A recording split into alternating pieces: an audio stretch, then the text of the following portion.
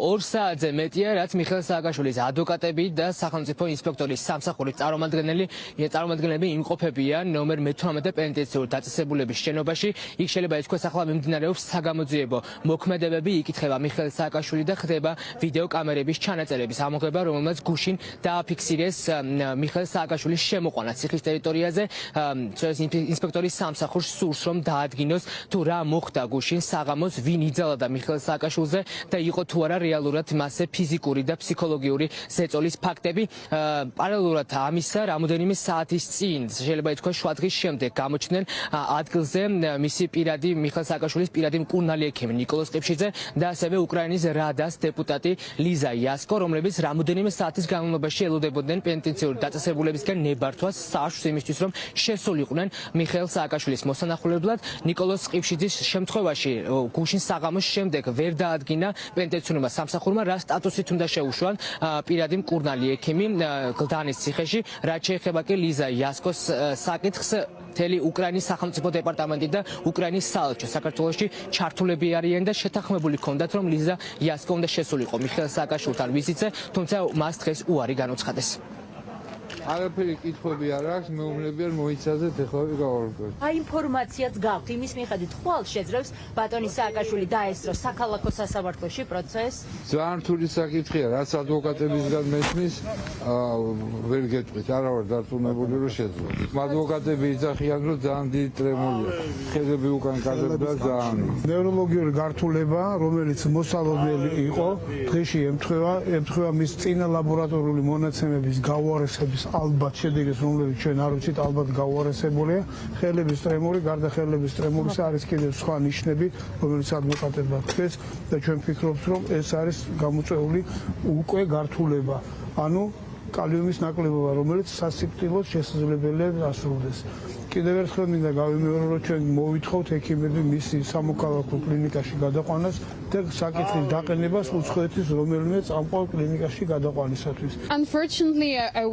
სამწუხაროდ რამდენიმე საათი ვიცდიდი დღეს, მაგრამ არანაირი ინფორმაცია არ მაქვს. მაქვს თუ არა უფლება შევიდე ციხეში. უკრაინის ხელისუფლება მუშაობს, რომ მივიღოთ ეს უფლება, მაგრამ პასუხად მივიღეთ, რომ პროცესშია. ჯერ კიდევ ველოდები და იმედი მაქვს, რომ ეს მოხდება დღეს თუ არა ხვალ. რა თქმა უნდა, ველოდი რომ ყველანაირი პრობლემის გარეშე შემიშვებდნენ, რადგან წინა ეტაპებზე რუსთავში პრობლემა არ მქონია, მაგრამ ახლა როგორც ვხედავ, მის პირად ექიმსაც არ უშვებენ. პასუხი იგივეა, რომ პროცესშია და რომ დოკუმენტები არ არის მზად. ჩვენ არ გვაქვს საათები და დღეები ლოდინისთვის, რადგან სიცოცხლეა საფრთხეში.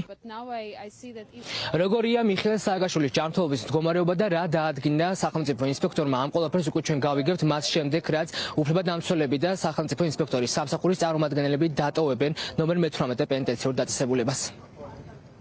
დაწყებულია გამოძიება საქართველოს მესამე პრეზიდენტის მიხეილ სააკაშვილის მიმართ განხორციელებული არაადამიანური შესაძლო არაადამიანური მოპყრობის ფაქტზე.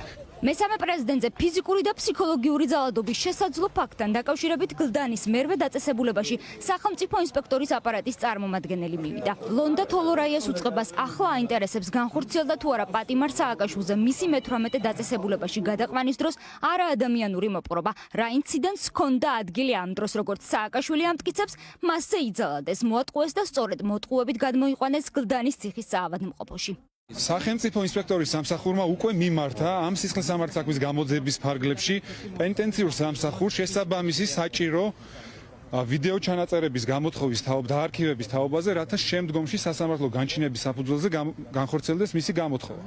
გამოკითხვას ესწრებიან სააკაშვილის უფლებადამცველები, რომლებიც პირდაპირ ამბობენ, რომ პატიმარი სააკაშვილი მოატყუეს და სწორედ ასე გადაიყვანეს გლდანის ციხეში, ასევე მასზე განხორციელდა ფიზიკური ძალადობა. ჩვენ გუშინ ვიხილეთ არაადამიანური მოპყრობა ქვეყნის მესამე პრეზიდენტის მიმართ, მისი ღირსების დამამცირებელი მოპყრობა, რაც ბუნებრივია რომ არის დანაშაული და ეს დანაშაული არის წინასწარ დაგეგმილი და ორგანიზებული, დაანონსებული იყო პრემიერ-მინისტრის და სხვა თანამდებობის პირთა მიერ. შესაბამისად ამაზე რეაგირება შედის სახელმწიფო ინსპექტორის კომპეტენციაში. ინსპექტორის სამსახურმა გამოძიება სახალხო დამცველის მიმართვის შემდეგ დაიწყო. ნინო ლომჯარია პირდაპირ ამბობს, რომ სააკაშვილის ციხის საავადმყოფოში განთავსება უხეშად არღვევს ადამიანის ღირსების უფლებას. ომბუდსმენი აცხადებს, რომ შეურაცხყოფის ხმები სააკაშვილის საკანშიც ისმის და ცალსახად მის ფსიქოლოგიურ ზეწოლას ემსახურება. სწორედ ამაზე საუბრობენ სააკაშვილის უფლებადამცველებიც თან იმ ფონზე, როდესაც ბოლო 24 საათია გლდანის ციხის პატიმრების ეგრეთ წოდებული შუმოკი არ წყდება.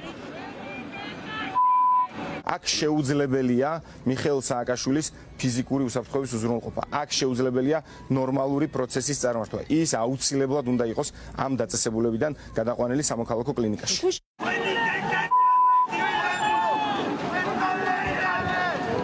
ფიზიკური და მორალური ტერორი ასე აფასებენ გლდანის ციხის პატიმრების მხრიდან სააკაშვილის მიმართ განხორციელებულ გინებას მისი მეგობრები. დღეს ფორმულას კამერა მორიგი ასეთი ფაქტი ნანუკა ჯორჯულიანის ციხეში მისვლის დროს გადაიღო. გუშინდელი დღის შემდეგ ციხეში არ წყდება შეურაცხმყოფელი შეძახილები. არც ერთი მათგანი არ არის მიშას პატიმარი. ფიზიკურად ბიძინა ივანიშვილის დაჭარილები რომ მიშას აგინებენ, ეს ნიშნავს აბსოლუტურად სხვა რაღაცას. ისინი არიან სუსის ბიჭები და ისინი არიან აი აქ მაღალჩინოსნების ბიჭები. დღეს ასევე ცნობილი ხდება, რომ ეგრეთ წოდებული შუმოკის ავტორი და მიხეილ სააკაშვილზე გლდანის ციხეში მიყვანისას განხორციელებული ფსიქოლოგიური ზეწოლის ავტორი არის გოგა ორდენიძე, რომელიც წარსულში ისანის სამგორის პოლიციის მაღალჩინოსანი იყო და 2001 წელს დააკავეს. შემდეგ 6 წლით თავისუფლების აღკვეთა მიუსაჯეს, თუმცა ოცნების ხელისუფლებამ ის შეიწყალა და დააწინაურა. ხვალ სააკაშვილის სასამართლო პროცესია ჩანიშნული. სასამართლო პატიმრის პროცესზე დასწრებას მოითხოვს, თუმცა გადაიყვანენ თუ არა სააკაშვილს საქალაქო სასამართლოში, ეს ამ დრომდე უცნობია. ახლა იუსტიციის სამინისტრომ და პენიტენციურმა სამსახურმა უნდა თქვან, რას გადაწყვეტენ.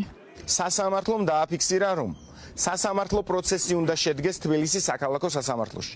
სასამართლომ დააფიქსირა, რომ მიხეილ სააკაშვილის გადაყვანას ითხოვენ სასამართლო დარბაზში. ეხლა იუსტიციის სამინისტრო პენიტენციური სამსახური არიან ვალდებული სასამართლოს ეს მოთხოვნა შეასრულონ. ხვალ მიხეილ სააკაშვილის პროცესი თუ არ ჩატარდა სასამართლო დარბაზში, ეს იქნება კიდევ ერთი მაჩვენებელი იმის, რომ ხელისუფლება არის შეშინებული და ხელისუფლება ცდილობს მხოლოდ კრიმინალის ხელით. 40 დღიანი შიმშილობის ფონზე მიხეილ სააკაშვილმა სამედიცინო დახმარებაზე და ექიმებთან კომუნიკაციაზე უარი განაცხადა. გლდანის სამედიცინო დაწესებულება, რომ სათანადო და აღჭურვილი არ არის, ამაზე ჯანდაცვის მინისტრის მოადგილე პირდაპირ საუბრობს. არ არის ეხა მაღალტექნოლოგიური შესაძლებლობებით აღჭურვილი და ბუნებრივია მისი შესაძლებლობებით შესაძლოა კიდევ დამატებით დახმარება დაჭირდეს. ხელისუფლებამ მესამე პრეზიდენტი ალტერნატიულ სამედიცინო დაწესებულებაში დაუყოვნებლივ უნდა გადაიყვანოს. ამის შესახებ არასამთავრობო ორგანიზაციების მიერ გავრცელებულ ერთობლივ განცხადებაშია საუბარი. გავლენიანი არასამთავრობო ორგანიზაციები მიმდინარე მოვლენებზე სრულ პასუხისმგებლობას ხელისუფლებას აკისრებენ.